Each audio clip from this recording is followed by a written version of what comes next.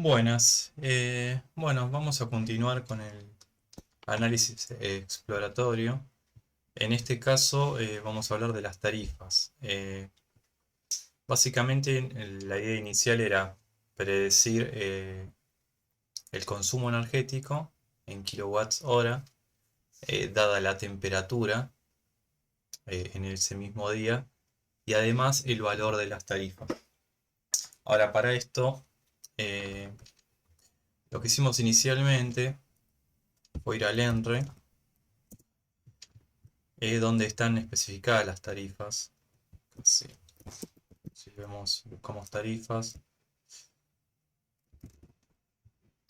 hay un reporte de tarifas energéticas muy detallado que va desde el año, si mal no recuerdo, del año 95 en adelante.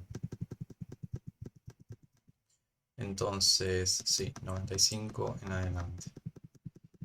Y si vemos cualquier reporte, vemos que las tarifas están muy segmentadas. Acá empieza con los usuarios residenciales, que a su vez está segmentado por distintas categorías de usuarios residenciales, de acuerdo al consumo, al cargo fijo, digamos, básico, y cargo variable está, digamos, segmentado por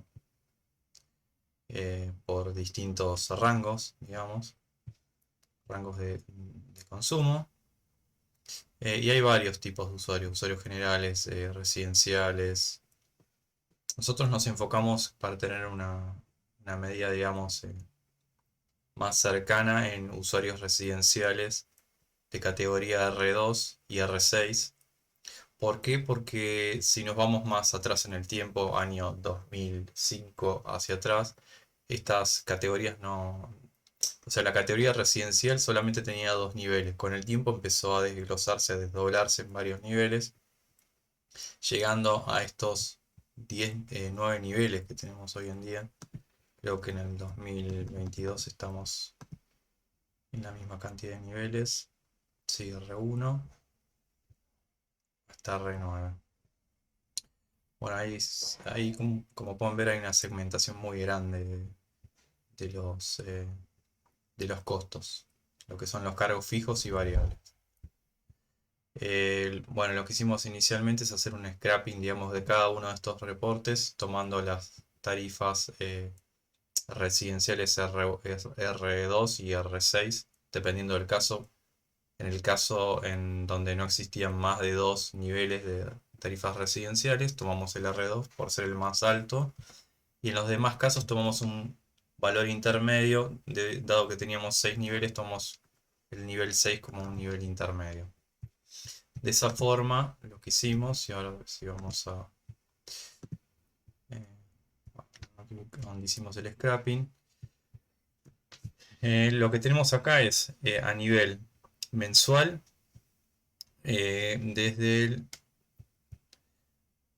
si mal no recuerdo, tomamos, bueno, aquí está, tomamos un segmento desde el 2000 hasta el 2022, o sea, hasta el mes 8 del 2022, a partir de el primero del 2016, para tener una muestra no tan más cercana en el tiempo. Igualmente, así las tarifas cambian bastante desde el 2016. Pero bueno, acá lo que podemos ver, o sea, lo que hicimos es armar un dataset donde tenemos el mes, la empresa de Norway del Sur, el tipo de tarifa que scrapeamos, eh, digamos el cargo fijo y el cargo variable, donde el cargo fijo tiene un costo que es mensual o bimestral, dependiendo del año y del mes. O sea, a partir de cierto año la tarifa se vuelve mensual. Bueno, acá tenemos cargos fijos en pesos y cargos variables también, obviamente en pesos, pero son pesos por kilowatts hora. O sea, la unidad de medida de kilowatts es la misma para todos los años, lo único que cambia es que va a cambiar la tarifa bimestral a mensual. Eh, bueno, acá no tenemos mucho más que eso, sino que tenemos, lo que hicimos básicamente es tomar ventanas de tiempo y scrapear de acuerdo a las ventanas, ya que cambia mucho, digamos, la estructura de la web, de la tabla de tarifas eh, eh, entre años, entonces de esa manera lo pudimos manejar mejor. De esta manera finalmente nos vamos a quedar con un único dataset que va a tener las columnas que ya mencionamos.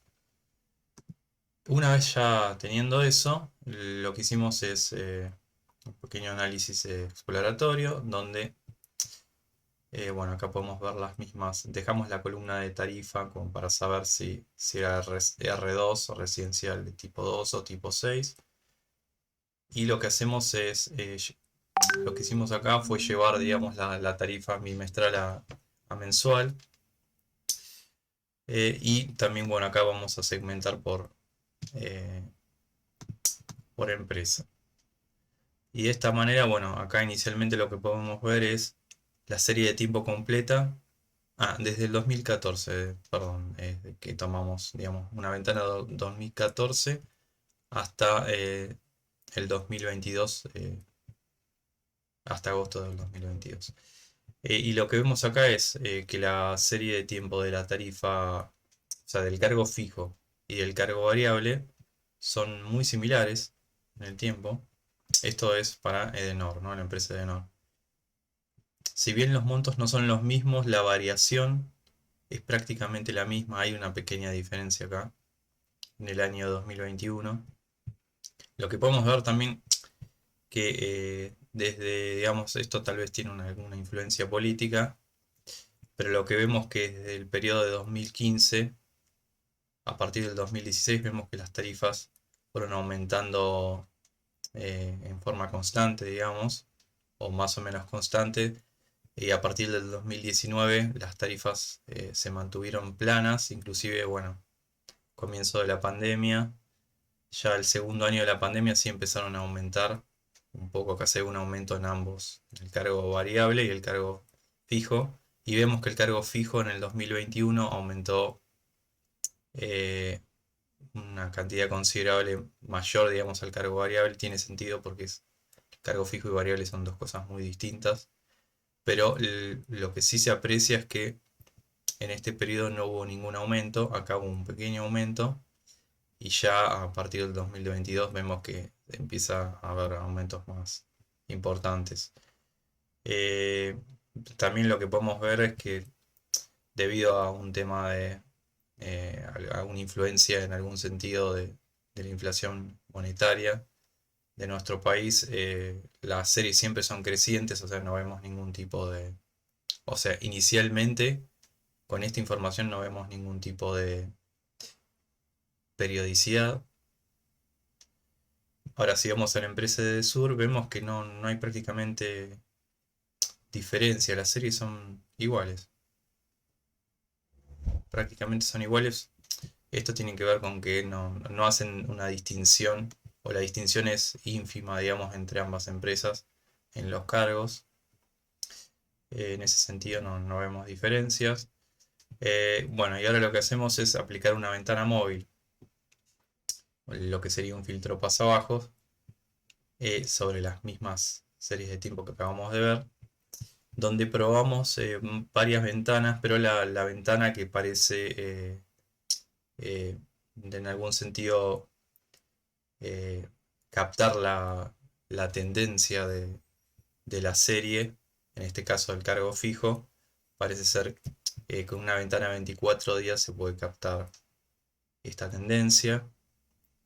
Ahora sí vamos con esta misma ventana, no probamos con otras ventanas, pero esta parece que es la que mejor capta la tendencia, sin overfitear, digamos, por decirlo de alguna manera, a, a la serie original, ¿no? Y después vemos acá en el dominio de la frecuencia, eh, que acá se está, como tiene, obviamente tiene mucho sentido, al realizar una ventana deslizante o una media móvil sobre la serie, lo que hacemos es aminorar las frecuencias más altas, quedándonos en las frecuencias más bajas donde se ve la tendencia, y eso mismo se puede ver acá en el dominio de la frecuencia, donde vemos que las frecuencias más altas que vemos acá en azul es la serie temporal, digamos, original, está minorada con respecto a la serie a la que le aplicamos la media móvil, y las frecuencias más altas ya no hay mucha presencia de frecuencias altas. Y acá vemos alguna pequeña presencia de frecuencias bajas, pero están bastante, digamos, suavizadas con respecto a la serie original. Eh, bueno, vemos algo parecido con los cargos variables. O sea, todo esto todavía no cambiamos de empresas Edenor. No vimos ninguna diferencia tampoco entre empresas, así que por eso tampoco vamos a ahondar en Edesur, sino en este caso vamos a hablar de Edenor. Pero bueno, acá vemos algo muy similar. Acá terminamos utilizando la misma ventana de 24 días, y también acá sí, si bien hay un poco de solapamiento, la tendencia es marcada, digamos, parece copiar la tendencia, digamos, de la serie original. Eh, y acá sí vemos también una frecuencia, digamos, ahí las frecuencias altas están bastante aminoradas. Ya no queda prácticamente nada y nos queda acá algún nivel de frecuencias bajas, pero no vemos acá un picos demarcados tampoco. Bueno, de sur ya, como dijimos, es muy similar el caso, tanto como cargo fijo como variable. Pero sí lo que vemos acá, que bueno, era algo que veíamos, ya se puede ver acá en la serie temporal, es que no hay ningún tipo de periodicidad. Y cuando hacemos el análisis de autocorrelación, bueno, tanto para Edenor como Edesur vemos eso, vemos que no hay ninguna señal, no vemos una señal periódica en la autocorrelación, lo cual es una validación básicamente para chequear de que no hay correlación. Si bien en este caso de que no hay en, ¿cómo se llama? No correlación, sino periodicidad. Es una forma de validarlo, si bien acá es obvio que eso no sucede, pero bueno, está bueno, digamos, apoyarnos en el análisis de autocorrelación para verificar eso. Bueno, eso es todo por este análisis.